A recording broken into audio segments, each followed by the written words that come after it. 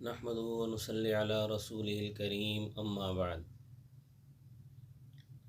اعوذ باللہ من الشیطان الرجیم بسم اللہ الرحمن الرحیم انا انزلناہ فی لیلۃ مبارکۃ انا کنا منزلین صدق اللہ العظیم۔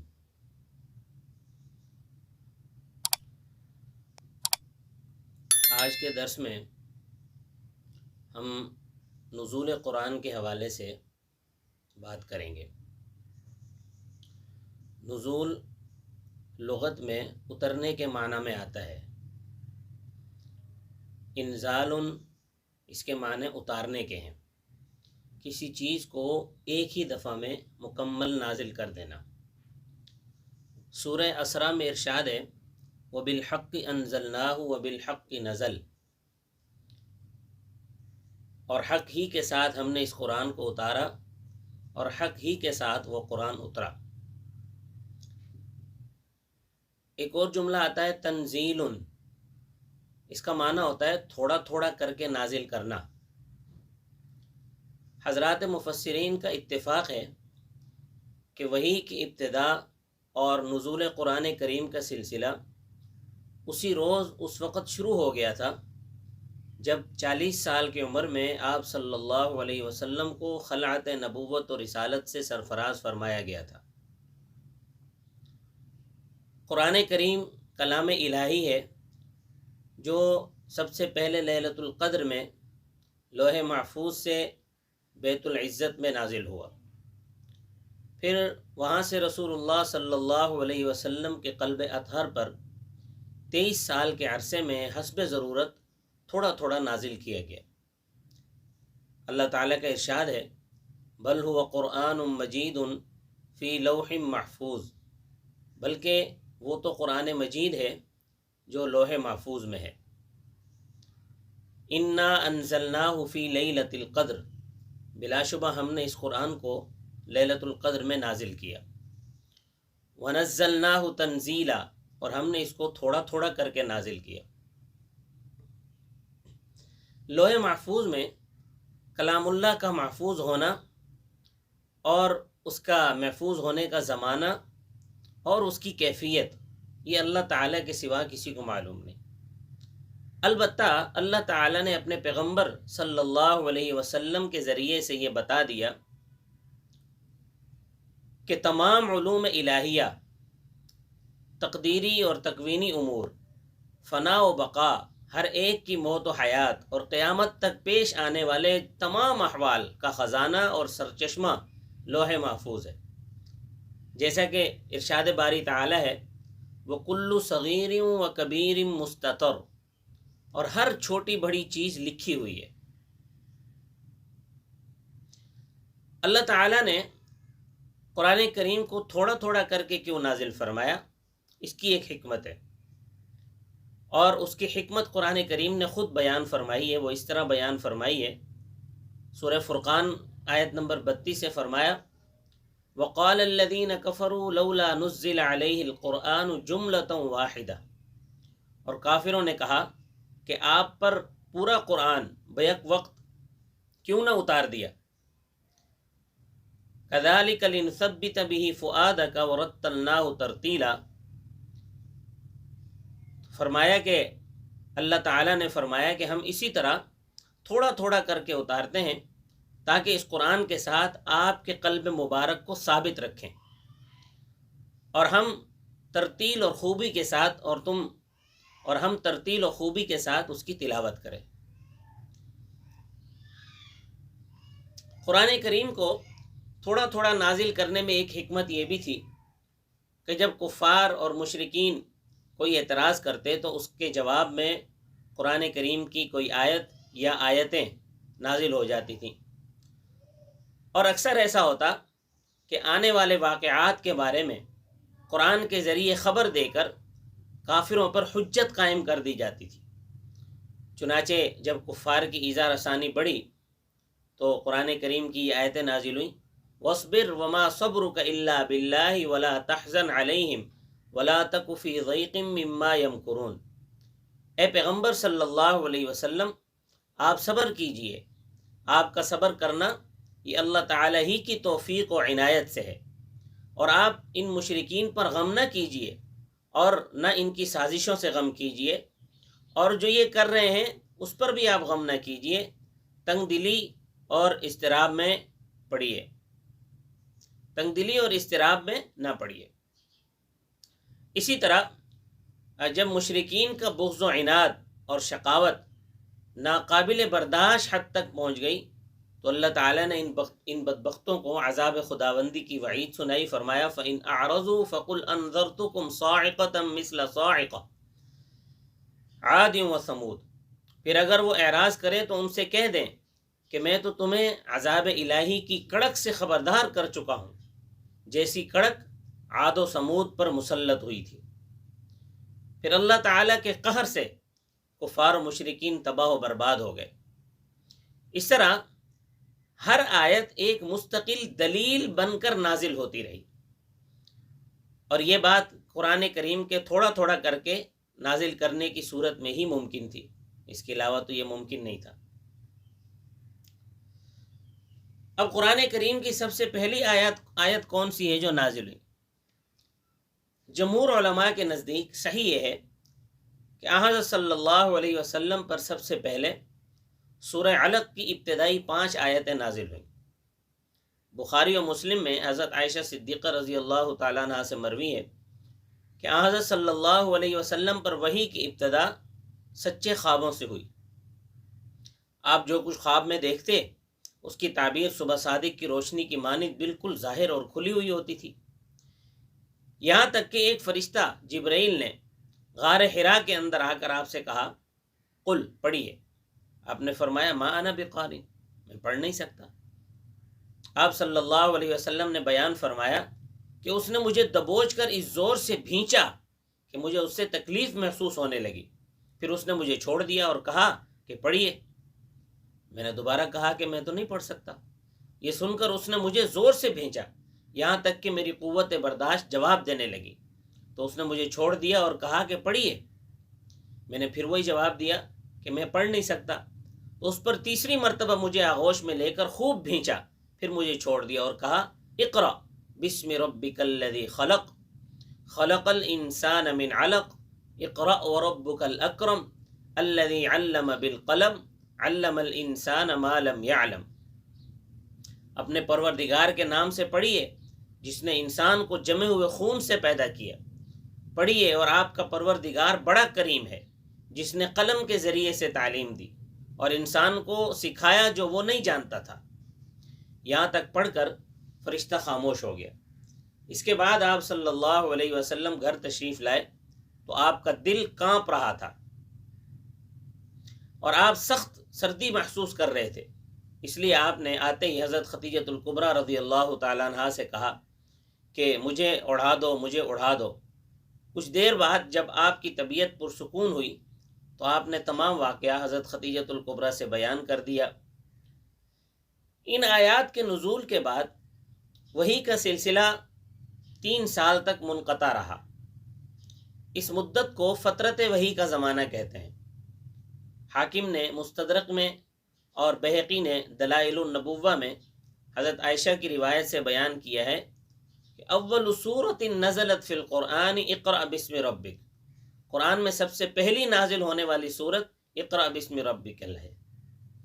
طبرانی نے اپنی کتاب الکبیر میں اور ابی رجا العطاردی سے ایسی سند کے ساتھ جس میں صحیح ہونے کی شرطیں پائی جاتی ہیں روایت کی کہ ابو رجا عطاردی بیان کرتے ہیں کہ ابو موسیٰ اشعری ہمیں قرآن پڑھاتے وقت حلقہ باندھ کر بٹھا دیتے تھے اور خود 2 سفید اور شفاف کپڑے پہن کر درمیان میں بیٹھتے تھے۔ پھر جب وہ اس سورت اقرأ بسم ربک جو سورت ہے جو حضور صلی اللہ علیہ وسلم پر نازل کی گئی،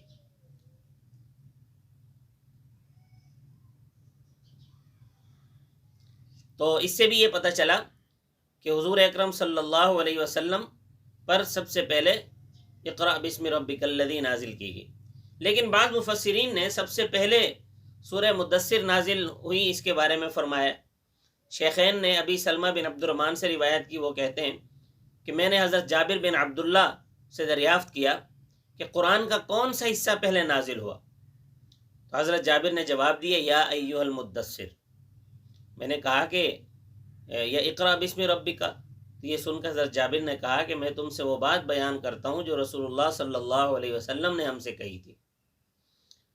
آپ صلی اللہ علیہ وسلم نے فرمایا کہ میں غار حرا میں خلوت نشینی میں نے اختیار کی، جب میں نے یہ مدت پوری کر لی اور پہاڑ سے اتر کر وادی کے نشیب میں آیا تو مجھے کسی نے آواز دی، بس میں نے اپنے سامنے کی طرف، اپنے پیچھے کی طرف اور اپنے دائیں اور بائیں کی طرف دیکھا اور آسمان کی طرف دیکھا تو مجھے وہ فرشتہ یکا یک نظر آ گیا، جس کو دیکھ کر مجھ پر کپکپی طاری ہو گئی، اور حضرت ختیجہ کے پاس آ کر کہا کہ مجھے کپڑے اڑا دو، انہوں نے مجھے اڑا دیا۔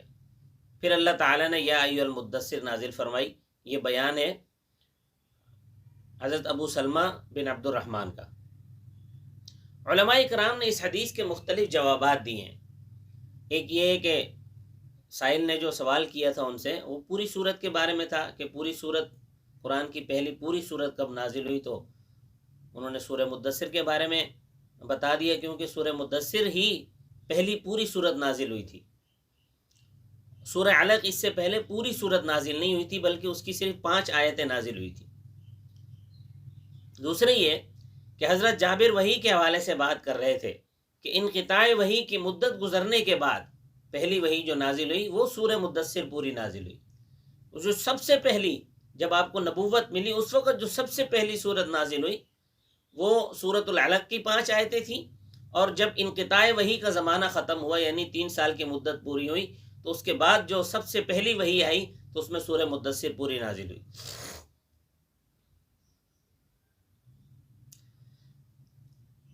حضرت جابر بن عبداللہ انصاری سے روایت ہے، وہ کہتے ہیں کہ حضرت جابر نے کہا کہ رسول اللہ صلی اللہ علیہ وسلم نے وحی کے موقوف ہونے، یعنی فترت وحی کا زمانے کا حال بیان کرتے ہوئے فرمایا کہ ایک بار میں جا رہا تھا تو میں نے آسمان سے ایک آواز سنی، میں نے نگاہ اٹھائی تو مجھے وہی فرشتہ آسمان پر نظر آیا جو غار حرا میں میرے پاس آیا تھا۔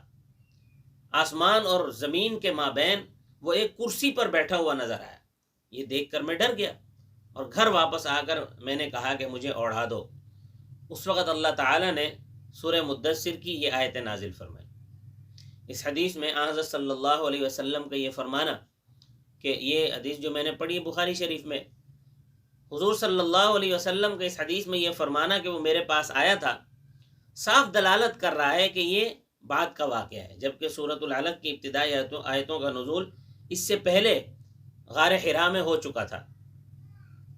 لہٰذا سورہ علق کی ابتدائی 5 آیتیں پہلے نازل ہوئیں اور سورہ مدثر بعد میں نازل ہوئی۔ البتہ فترت وحی کے بعد سب سے پہلے سورہ مدثر ہی نازل ہوئی۔ اس کے بعد پھر خاص معاملات میں کچھ آیتیں پہلے نازل ہوئیں۔ خاص معاملات جیسے جہاد کے بارے میں سب سے پہلی آیت کون سی نازل ہوئی؟ حاکم نے مستدرک میں ابن عباس سے روایت کی ہے کہ جنگ کی اجازت کے بارے میں سب سے پہلی یہ آیت نازل ہوئی، اذن للذین یقاتلون بانہم ظلموا۔ حضرت ابن عباس کی مانند مجاہد، ضحاک، عروہ بن زبیر، زید بن اسلم، قتادہ اور دیگر سلف نے فرمایا کہ یہ پہلی آیت ہے جو جہاد کی اجازت کے بارے میں نازل ہوئی۔ ترمذی، نسائی، ابن ماجہ، ابن جریر، ابن المنذر، ابن ابی حاتم اور بہقی وغیرہ نے بیان کیا ہے کہ حضرت ابن عباس نے فرمایا کہ 70 سے زیادہ آیتوں میں قتال کی ممانعت کے بعد یہ پہلی آیت ہے نازل ہوئی جو قتال کی اجازت میں نازل ہوئی تھی۔ قتل کے بارے میں پہلی آیت ابن جریر نے ضحاک سے روایت کی کہ قتل کے بارے میں سب سے پہلی آیت یہ نازل ہوئی، وَمَنْ قُتِلَ مَظْلُومًا فَقَدْ جَعَلْنَا لِوَلِيِّهِ سُلْطَانًا فَلَا يُسْرِفْ فِي الْقَتْلِ۔ اسی طرح علامہ طیالسی نے اپنی مسند میں ابن عمر سے روایت کی ہے، انہوں نے کہا کہ شراب کے بارے میں 3 آیتیں نازل ہوئیں۔ سب سے پہلے یسألونک عن الخمر نازل ہوئی تو کہا جانے لگا کہ شراب حرام ہو گئی۔ بعض لوگوں نے آن صلی اللہ علیہ وسلم سے درخواست کی کہ رسول اللہ ہمیں اس سے نفع اٹھانے کی اجازت دیجیے۔ جیسا کہ اللہ تعالیٰ نے فرمایا ہے آپ خاموش رہے، ان کو کوئی جواب نہ دیا۔ اس کے بعد یہ آیت نازل ہوئی، یا ایھا الذین آمنوا لا تقربوا الصلاۃ وانتم سکارى حتی تعلموا ما تقولون۔ تو جب یہ آیت نازل ہوئی تو کہا گیا کہ اب شراب حرام ہو گئی ہے۔ لوگوں نے عرض کیا رسول اللہ ہم اسے نماز کے قریب اوقات میں نہیں پیا کریں گے، پھر بھی آپ خاموش رہے، ان کو کچھ جواب نہیں دیا۔ اس کے بعد یہ آیت نازل ہوئی، یا ایھا الذین آمنوا انما الخمر والمیسر والانصاب والازلام رجس من عمل الشیطان فاجتنبوہ لعلکم تفلحون۔ اس وقت حضرت صلی اللہ علیہ وسلم نے فرمایا کہ اب شراب حرام کر دی گئی ہے۔ قرآن کریم کی بعض صورتوں کو مکی کہا جاتا ہے اور بعض صورتوں کو مدنی کہا جاتا ہے۔ اکثر ائمہ مفسرین کے نزدیک اس تقسیم کا پسندیدہ، مشہور اور راجح مطلب یہ ہے کہ جو صورتیں اور آیتیں آپ صلی اللہ علیہ وسلم کی مدینہ منورہ ہجرت سے پہلے نازل ہوئیں انہیں مکی صورتیں کہا جاتا ہے، خواہ وہ مکہ شہر میں نازل ہوئی ہوں یا مکہ سے باہر کسی مقام پر نازل ہوئی ہوں، یا شب معراج میں نازل ہوئی ہوں، یا ہجرت کے سفر میں نازل ہوئی ہوں، یا مدینہ سے واپس جب عمرہ کرنے آئے تھے مکہ میں نازل ہوئیں۔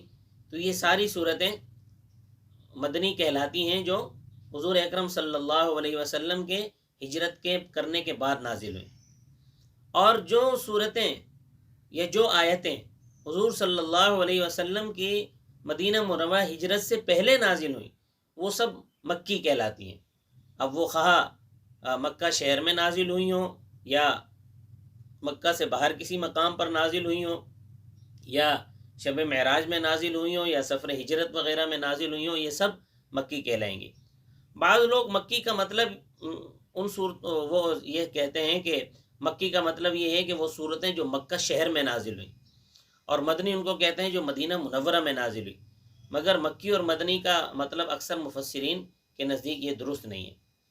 اسی طرح وہ صورتیں اور آیتیں جو آپ صلی اللہ علیہ وسلم کے مدینہ منورہ ہجرت کے بعد نازل ہوئیں، خواہ وہ مدینہ شہر میں نازل ہوئی ہوں یا مدینہ کے باہر کسی سفر میں نازل ہوئی ہوں، وہ سب، یا کسی غزوہ میں نازل ہوئی ہوں، وہ سب مدنی کہلاتی ہیں۔ یہاں تک کہ وہ بھی مدنی کہلاتی ہیں جو صلح حدیبیہ کے وقت نازل ہوئیں، یا فتح مکہ کے وقت نازل ہوئیں، یا حجۃ الوداع کے موقع پر نازل ہوئیں۔ حجۃ الوداع کے موقع پر جو خاص صورتیں جو آیتیں خاص مکہ میں نازل ہوئی ہیں وہ بھی مدنی کہلاتی ہیں، کیونکہ وہ ہجرت کے بعد نازل ہوئی۔ بیشتر صورتوں اور آیات کے مکی یا مدنی ہونے کے بارے میں صحابہ کرام کے اقوال سے ہی پتہ چلتا ہے کہ فلاں صورت مدنی ہے اور فلاں مکی ہے، فلاں آیتیں مدنی ہے، فلاں آیتیں مکی ہیں، کیونکہ سب سے پہلے حضرت صلی اللہ علیہ وسلم نے انہی حضرات کو قرآن پڑھایا تھا۔ صحابہ کرام نے ہی حضرت صلی اللہ علیہ وسلم سے سب سے پہلے قرآن کریم پڑھا اور سیکھا، قرآن کریم کے بارے میں تفصیلی معلومات حاصل کی۔ البتہ بعض صورتوں اور آیات کے بارے میں دوسرے شواہد سے بھی مدد لی گئی۔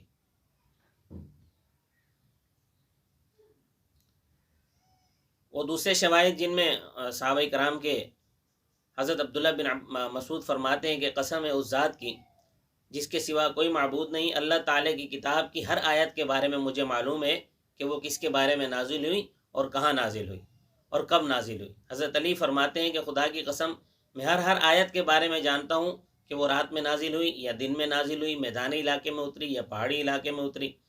ابو ایوب کہتے ہیں کہ کسی شخص نے اکرمہ سے قرآن کریم کی ایک آیت کے بارے میں سوال کیا تو انہوں نے کوہ سلا کی جانب اشارہ کر کے کہا کہ یہ آیت اس پہاڑ کے دامن میں نازل ہوئی تھی۔ بعض صورتوں کا بیشتر حصہ مکی ہے مگر ان میں چند آیتیں مدنی ہیں۔ اسی طرح بعض مدنی صورتیں ہیں پوری لیکن ان کی چند آیتیں مکی ہیں۔ ایسی صورت میں صورت کے اکثر حصے کا اعتبار کیا جائے گا۔ مثلا سورہ اعراف مکی ہے مگر اس میں وَاسْأَلْهُمْ عَنِ الْقَرْيَةِ الَّتِي سے لے کر وَإِذْ أَخَذَ رَبُّكَ مِنْ بَنِي آدَمَ تک یہ ساری مدنی آیتیں ہیں۔ اس طرح سورہ حج مدنی ہے مگر سورہ حج کی 4 آیتیں مکی ہیں۔ تو اس میں سورت کے اکثر حصوں کا اعتبار ہوگا۔ آج کے درس میں آپ حضرات کے سامنے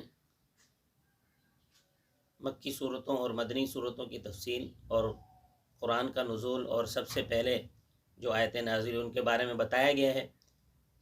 اللہ تبارک و تعالی مجھے اور آپ کو کامل ایمان نصیب فرمائے۔